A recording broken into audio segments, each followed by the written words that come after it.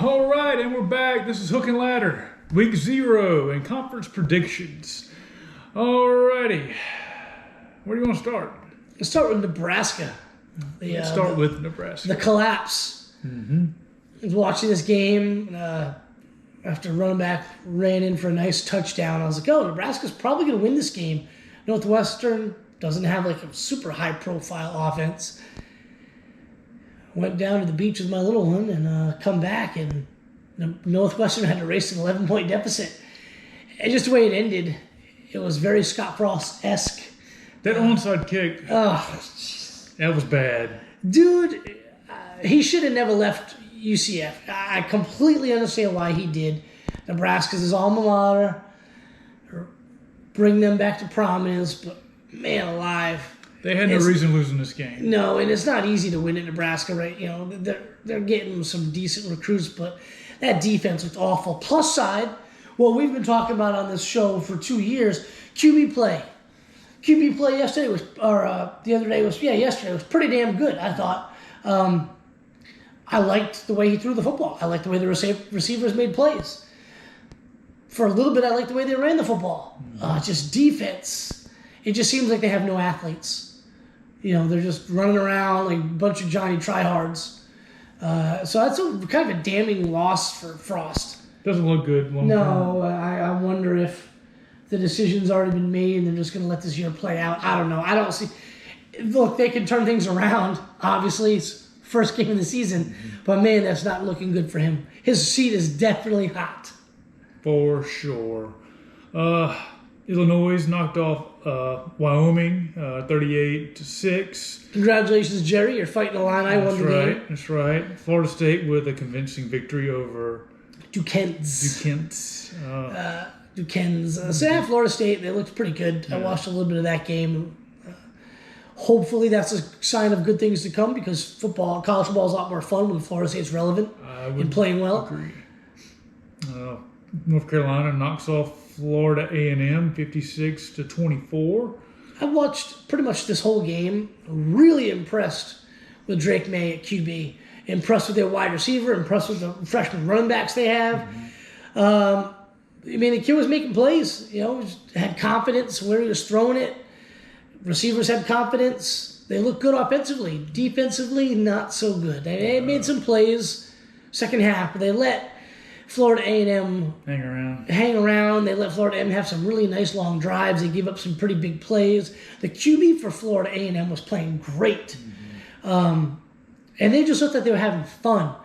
Where North Carolina kind of looked like they might have been struggling a little bit defensively, getting lined up. You know, I know Gene Chizik's back. You know, they said he was defensive coordinator. They call it assistant head coach of the defense, which made no sense to me.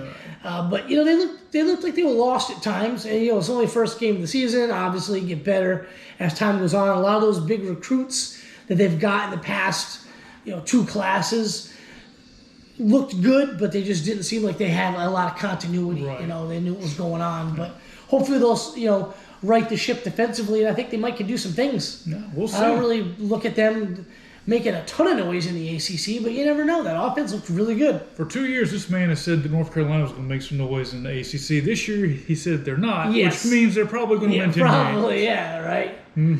Every time. I can't pick them because, like you said, the last 2 years I was picking them to do something special in the ACC, and they didn't. They let me down.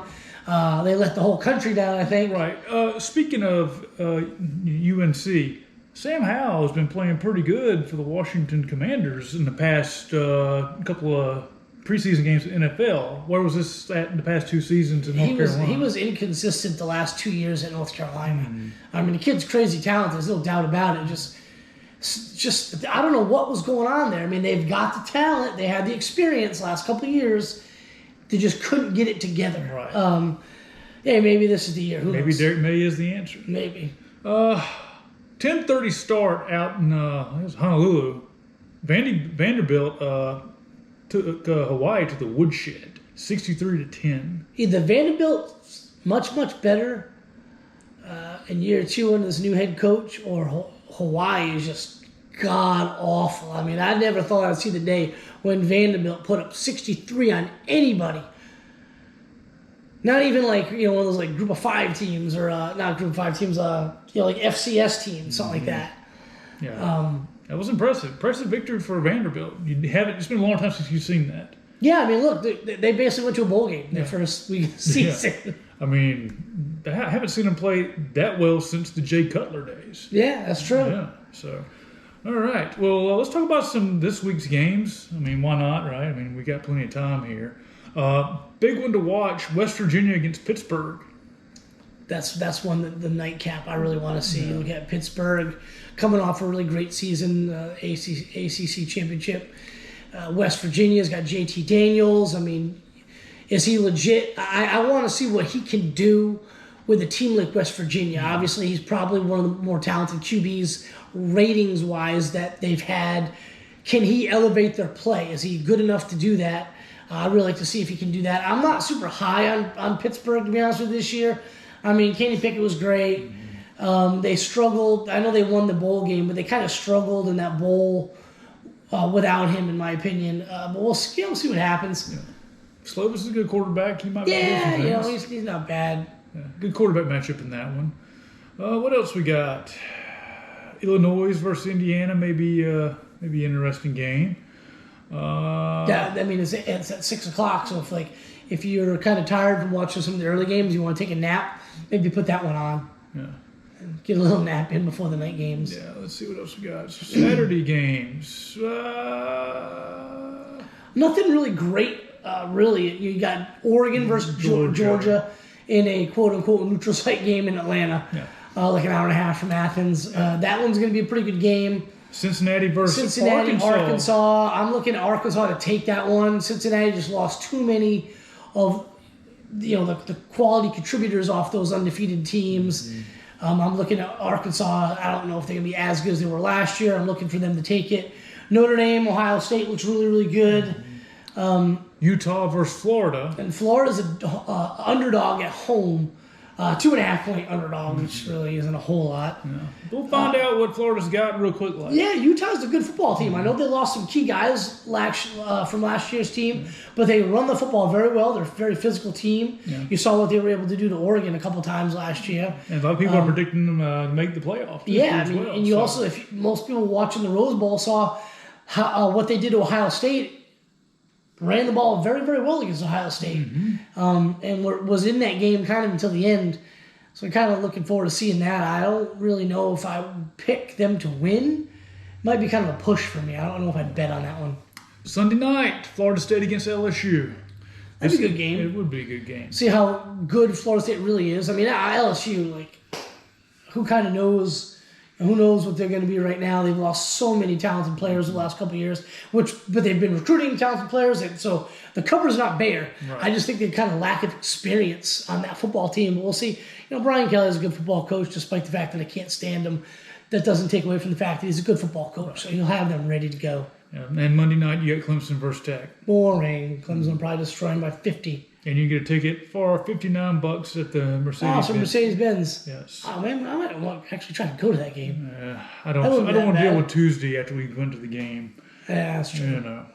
We go for half. But we're going to be at Ghost, so we're having a big weekend already. Yeah, that's true. So that concludes this week's, last week's Work Zero's games and the upcoming week's games. We'll talk about the predictions now. Yeah, let's do some conference predictions. I mean, that week one, there's not a whole bunch of must-see games. It's week one. There's just those couple of them. Week two, there'll be some. It's definitely kind of a weak slate of games to start off the season with. Usually there's just one or two games, and you got them, really. You got Cincinnati, Arkansas. You got Georgia, Oregon. You got Notre Dame, Ohio State. Those are your three marquee matchups for week one. There'll be some more week two and week three, obviously. Kind of start. So you got some action every night. Yeah. You don't have a noon game Saturday that's of any nothing importance. Really. Maybe watch, what time is that Michigan game? I mean, at least you can see how Michigan might be. Texas A&M would be a good game to watch, just to kind of see what they might possibly look like going down the road. But, we'll do some conference predictions here because... I don't know about you, but I kind of felt week zero We didn't do them before then, but nothing for me changed after week 0. Right. We were pretty busy. You were out of town. I was out of town, but back. ACC. Who do you think is going to win the ACC? I'm going to go with Clemson. They're just bringing back that ridiculously talented defensive line. I think DJ is going to be a lot better. Yeah, they've lost some top guys like Skolsky, the quarterback of that defense. They lost some wideouts. But they got Shipley back at running back. That kid's he's phenomenal. Can catch the ball in the backfield. He's tough enough to run between the tackles as well. I like them, but I think they're going to have some stiffer competition than they've been used to. I think Miami's going to be really good. I think NC State's going to be good. What we saw yesterday, or last night really, from UNC, that they could pose a problem. These teams don't always have to hold Clemson under 30 to win. Some of these teams are good enough offensively to keep pace with a team like Clemson. Right. Clemson was not that good last year. They still won, 10 games? Bad QB play. DJ was very underwhelming last year, but I'm anticipating he'll have that turnaround and be much better this year. If not, they have a quarterback waiting in the wings. Yeah, but you never know. I think it's not a shoo-in for any stretch of imagination that Clemson is going to win the ACC or even go to the conference championship game. I think they will, but I do think it's going to be much harder. They're going to be some tougher games, and if they can get by those games, then they're set. Yeah. I do see Clemson with a bounce back this season and take the ACC. What about the Big Ten? Big Ten, Ohio State. Don't even have to think about it. Yeah, I'm with you on that. Michigan, they've got a couple of QBs that they feel they can win with. Not really sure which one's going to start the bulk of the season. I think McNamara's going to start week 1 or something like that, but they lost those bookend defensive ends. I just don't know how they're going to replace them. I still think they're going to be a good team, but I don't think anyone in that conference is beating Ohio State. No.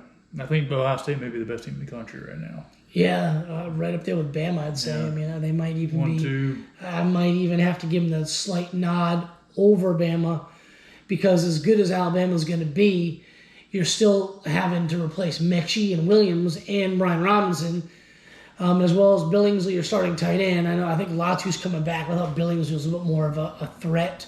Yes, they got the Heisman Trophy winning QB, and that defense should be ridiculous this year. I agree. But I'm wondering. I know they got Jermaine Burton in the portal. I think he's a damn good wide receiver, but he's not on John Mechie or Jameson Williams level. I don't even think he was the best wide receiver on Georgia's team last year. But I think Ohio State's going to have a better offense than Alabama will. It's just, what can that defense do? They got run right through by Oregon and Michigan last year, and are they going to be better on the offensive line? Offensive and defensive line, especially defensive line. I don't know. Kind of got to see what they got against Notre Dame to kind of, think a little bit more about that one. But Okay. Big 12. Big 12. I don't know. I was thinking Texas, right? I'm going to have to go Oklahoma. They've got some talent. Dylan Gabriel. Venables brought in talent. He brought in good coaches. He's a damn good defensive coach. And what was the Achilles heel with Oklahoma under Lincoln Riley and Stoops, really? The defense. They can score points all day long. Defense is a little bit of a problem. I think Brent Venables is going to fix that. To an extent, it might take them a few years, but I think they're going to be a little bit better on defense this year than they've been in the past. Remember the Rose Bowl against Georgia? And they looked pretty good, fairly good the first half. Georgia had some long touchdown runs on them. And then that second half, they just couldn't stop the run at all. And then when they brought extra guys, Georgia started throwing the football on them. And then the Texas game last year, they just gave up a boatload of yards.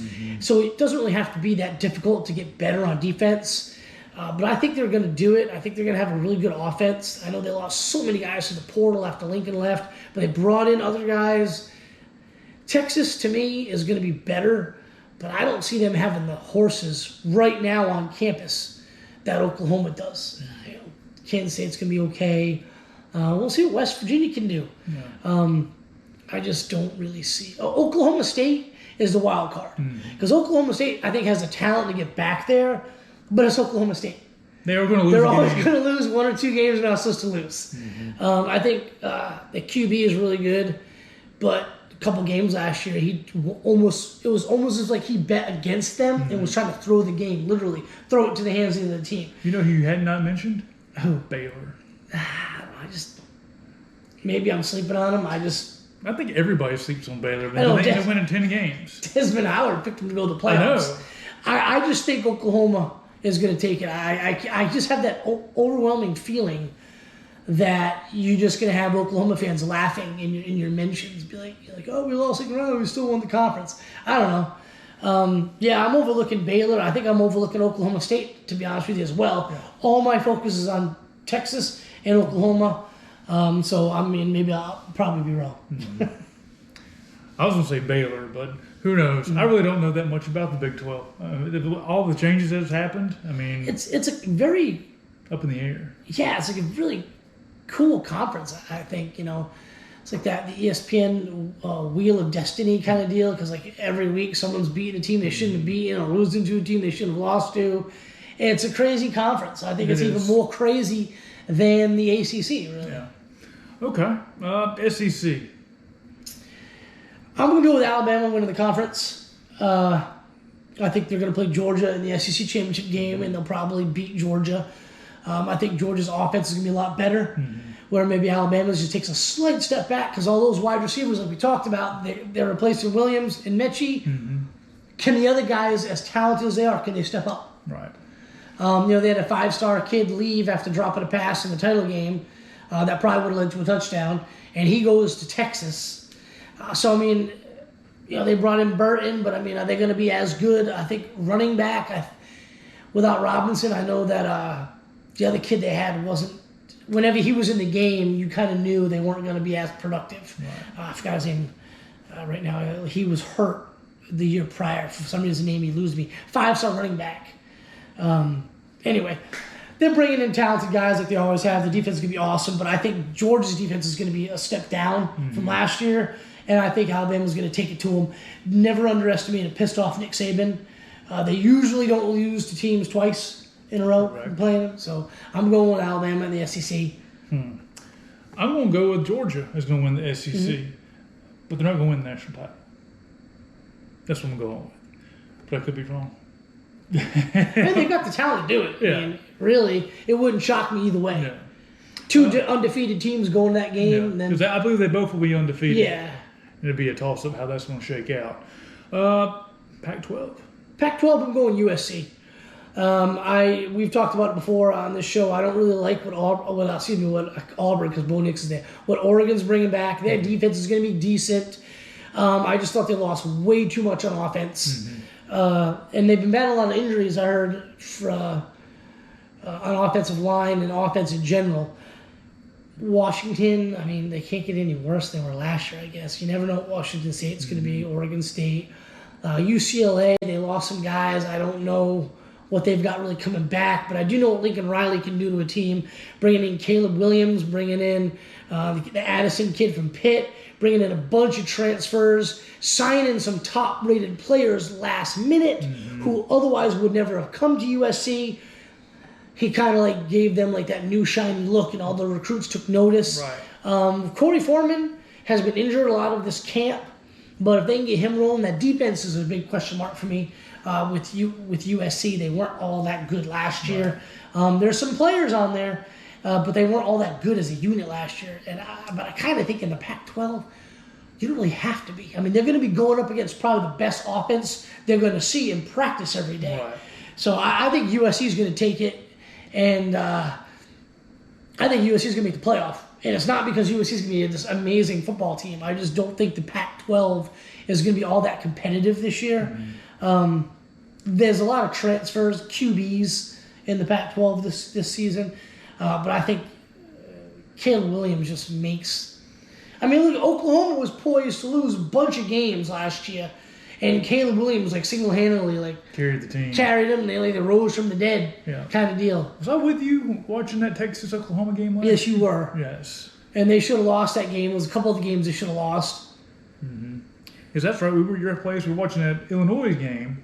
Is that the same week that Illinois came back and beat Penn State after I don't know if it's the same week or not, but I know we just kept flipping. Like it was like we watched 2 games. Texas scores a touchdown, Oklahoma scores a touchdown, and then it's like Texas scores a touchdown and gets a field goal. Next thing you know, Caleb Williams is scrambling, breaking like 9 tackles, and just heaving this ball downfield. Dude jumps up, makes this ridiculous catch at like the 1 yard line, something like that, falls in the end zone. You're like, holy crap, what a game! Yeah.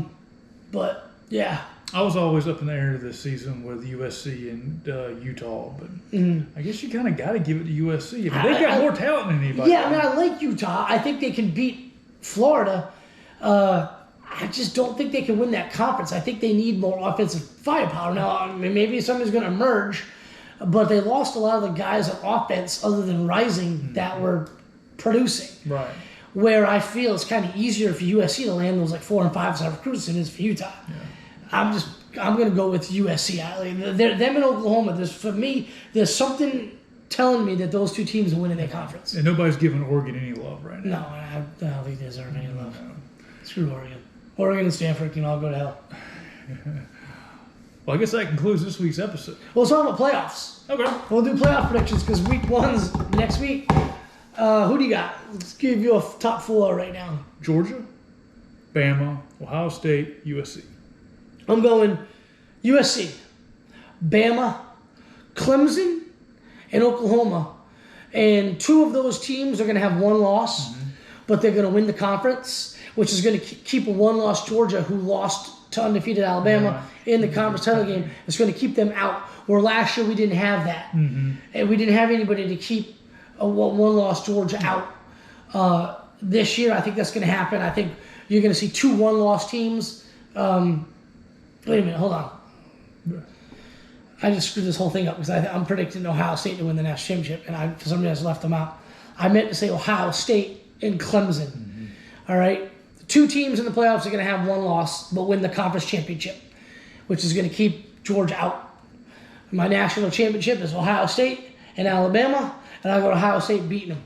I got Alabama beating Ohio State. But whatever. I think this season what you're going to see is where the recruiting and the NIL stuff is actually going to start balancing the playing field some. I think you're going to see 2 lost teams.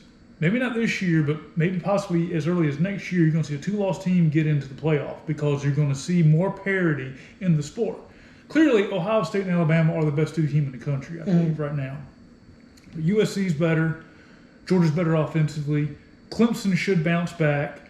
Miami may be back. Miami's really utilizing NIL. They're getting loading better. up some guys. Sooner or later, Jimbo's going to get it done in Texas A&M. Yeah, they're loading up on guys too via NIL. I think Texas is coming up soon. I like what Sarkisian brings to the table. They're a team that can throw the money at guys, Right. NIL-wise. Both of those Texas teams, Texas A&M and Texas, have so much freaking money. Yeah. And what's exciting about the parity will come more teams will get into the playoffs. It will have to happen. Which I like because, honestly, it gets pretty boring saying Alabama, Clemson, Ohio State every year, and then there's that one team that's an outlier that usually will get in. Yeah. Which Georgia was last year, won the national championship. So, I mean, it is what it is. But hopefully they become perennial playoff. Yeah, that'd be nice. But I'm going Ohio State national championship. I'll go Alabama. As bad as that. It hurts me. All right. Well, that concludes this week's episode. And we'll see you guys next week. Week 0. See you guys.